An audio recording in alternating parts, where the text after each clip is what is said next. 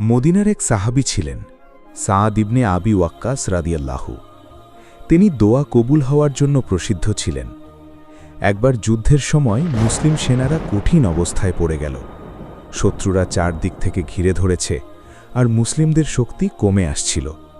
তখন সাআদ রাদিয়াল্লাহু শান্তভাবে দাঁড়িয়ে আল্লাহর কাছে হাত তুললেন এবং দোয়া করলেন, হে আল্লাহ, তুমি সত্যকে বিজয় দাও আর আমাদের সাহায্য করো।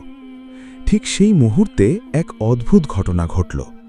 শত্রুদের আক্রমণের গতি হঠাৎ থেমে গেল, তাদের মধ্যে আতঙ্ক ছড়িয়ে পড়ল আর মুসলিম বাহিনী আবার শক্তি ফিরে পেল।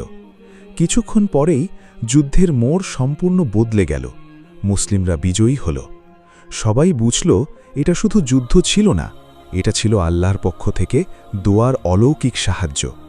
শিক্ষা: যখন একজন বান্দা খাঁটি মনে আল্লাহকে ডাকে, আল্লাহ এমনভাবে সাহায্য করেন যা মানুষ কল্পনাও করতে পারে না।